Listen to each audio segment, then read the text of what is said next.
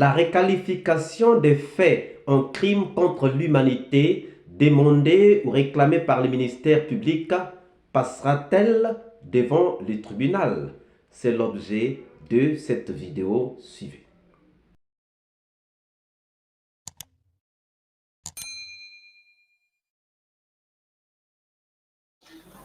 Bien, merci Monsieur le Président. Vous remarquerez qu'il s'agit d'une réquisition aux fins de requalification des faits. Depuis le début de ce procès, nous avons entendu ici des accusés. Nous avons entendu des parties civiles. Nous avons entendu des témoins. Aussi, Monsieur le Président, il est versé au dossier de la procédure un certain nombre de pièces, notamment les certificats et rapports médicaux, ainsi que des prises de vue. Après donc toute analyse, Monsieur le Président, le ministère public, qui est la partie principale, qui est la partie poursuivante, a estimé qu'il est nécessaire de procéder à une requalification des faits. Et selon la procédure pénale, il y a un moment... Maître Lansine Silla, bonsoir. Oui, bonsoir, Sekondi, comment allez-vous? Bien, j'espère que vous allez aussi bien. Vous êtes un des avocats de Toumba Diakité, un des accusés dans le procès du massacre du 28 septembre. Oui, Wakar Sansobari, question pour Maître Silla. Maître, hier on a assisté, on a suivi cette demande du parquet qui sollicite une requalification des faits. Du côté de la défense, notamment de Toumba, comment est-ce que vous accueillez cette requête? Voilà, et moi je pense bien cette question de requalification posée par le ministère public, qui a même été précédée par une partie des partis civils, et qui ne peut plus être posée dans cette affaire. Pour plusieurs raisons. D'abord, il faut relever que cette question a été réglée par la Cour suprême. L'arrêt est versé au dossier de la procédure. La Cour suprême saisit sur pourvoi contre un arrêt de la Chambre de contrôle de l'instruction qui avait rejeté la demande de requalification.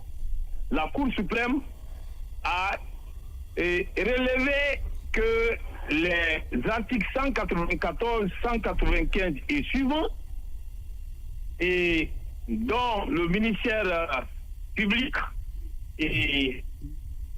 veut faire valoir aujourd'hui pour demander la requalification, que ces textes-là qui prévoient les crimes contre l'humanité et la responsabilité pénale des chefs militaires, que ces textes-là sont postérieurs, c'est-à-dire que ces textes sont entrés en vigueur après la commission des faits, parce que les faits remontent à 2009 et le code qui est actuellement en vigueur est de 2016. Au nom du principe sacro-saint de la non-rétroactivité de la loi pénale. Donc la Cour suprême a réglé cette affaire. C'est à la suite de tout cela que le tribunal criminel de Dixine, délocalisé à la Cour d'appel, est en train de siéger. Alors, je ne vois pas par quel miracle le ministère public et l'autre partie des partis civils pourraient obtenir la requalification des faits. C'est lorsque vous prenez cette décision, c'est une décision qui est à date devenue définitive et irrévocable. Il s'agit d'une décision de la plus haute instance juridictionnelle de notre pays, la Cour suprême. Alors, donc, cette demande constitue... Bonjour, bonsoir, cela dépend de l'heure à laquelle vous regardez cette vidéo. Bienvenue si vous nous découvrez pour une première fois. C'est toujours un plaisir pour moi de venir devant vos écrans pour vous exposer nos analyses de Soleil d'Afrique. Nous sommes dans le procès des massacres du 28 septembre 2009 et nous devrions normalement être dans la phase de confrontation, mais le ministère public a demandé au tribunal que les faits soient requalifiés en crime contre l'humanité. Nous vous avons déjà fait une vidéo dans laquelle on était en train de vous montrer que ce n'était pas parce que le ministère aurait manqué de preuves qu'il aurait demandé la requalification des faits. Nous pensons que cette vidéo vous a fait du bien et que cette vidéo vous a donné beaucoup de précisions.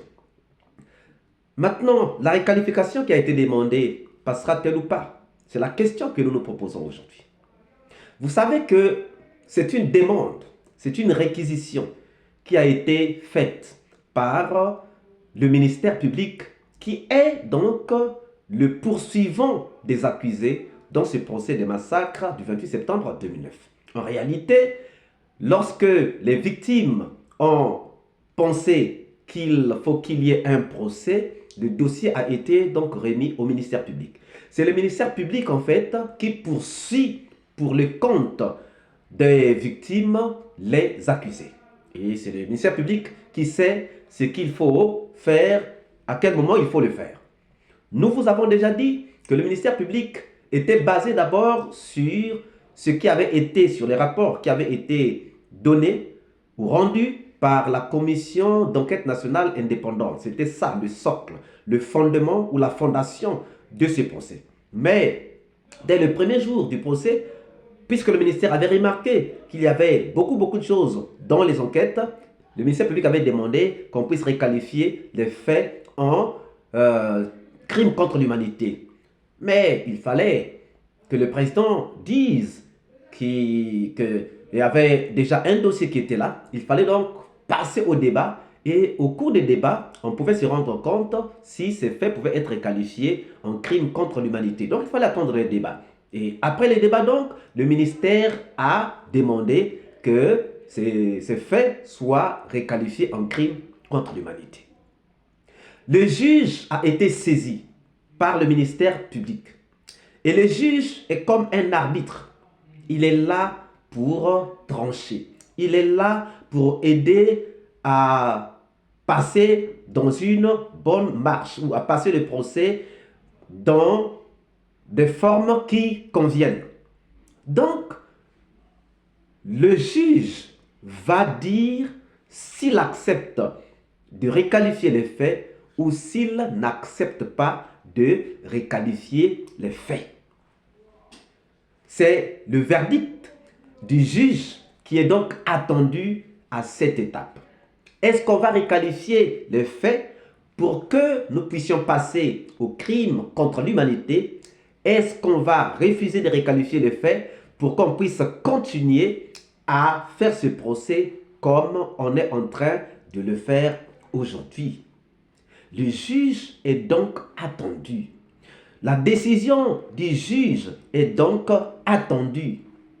Les procureurs veulent la requalification des faits en crime contre l'humanité parce qu'ils sont convaincus que c'est ce qui s'est passé le 28 septembre 2009, c'est des crimes contre l'humanité.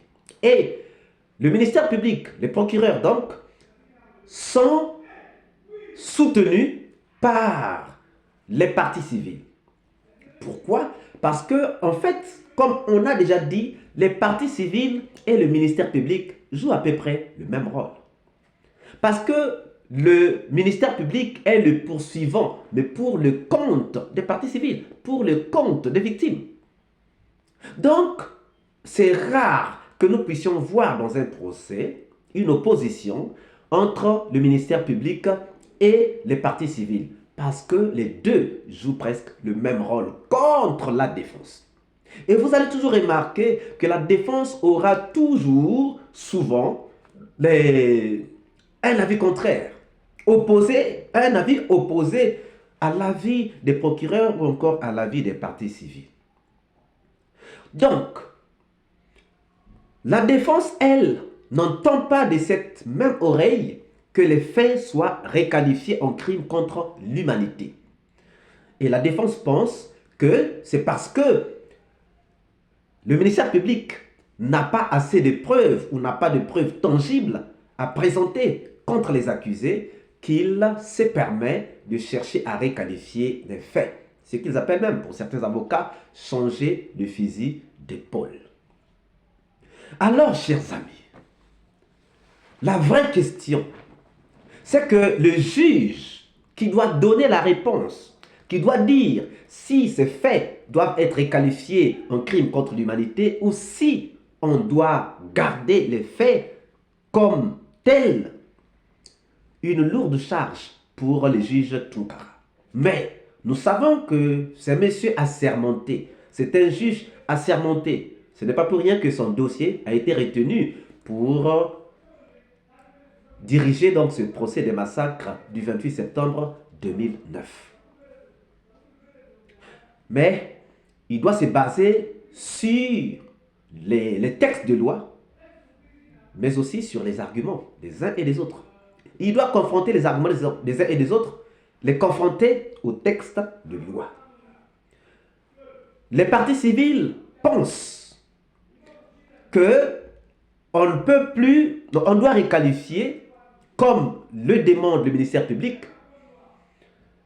mais se basant non sur la commission, sur le rapport de la commission d'enquête nationale indépendante qui a été jusque-là le sous-bassement de ce procès, mais sur le rapport de l'enquête de la commission internationale de l'ONU qui avait déjà qualifié les événements du 28 septembre 2009 comme étant des crimes contre l'humanité.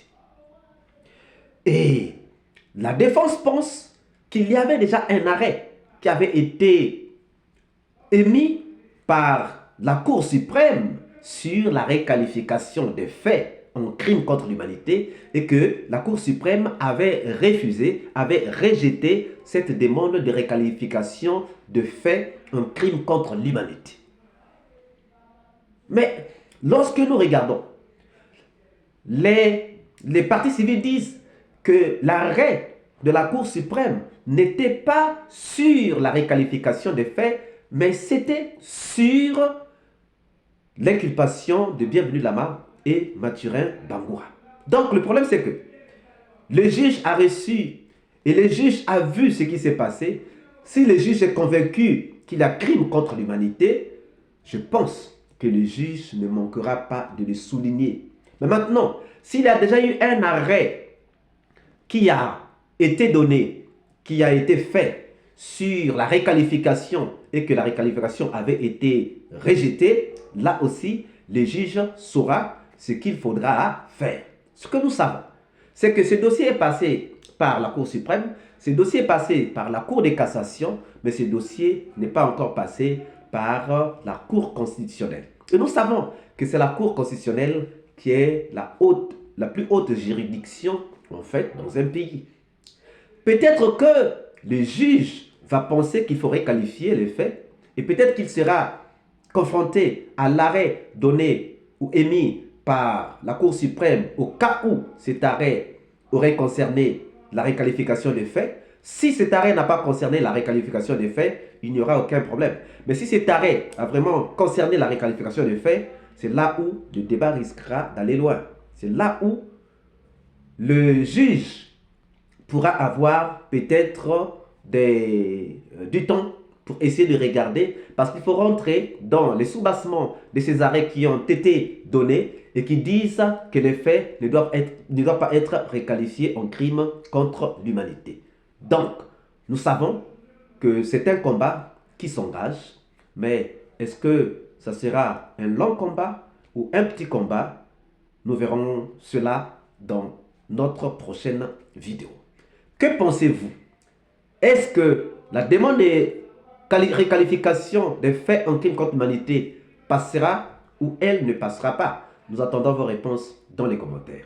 Si cette vidéo vous a plu, ne manquez pas de laisser vos pouces bleus, de commenter et de partager. Si vous n'êtes pas encore abonné, c'est le moment de vous abonner, surtout de ne pas manquer d'activer la cloche de notification afin d'être averti à temps réel de toutes nos prochaines publications. Quant à moi, je vous dis à très bientôt pour une nouvelle capsule. Ciao!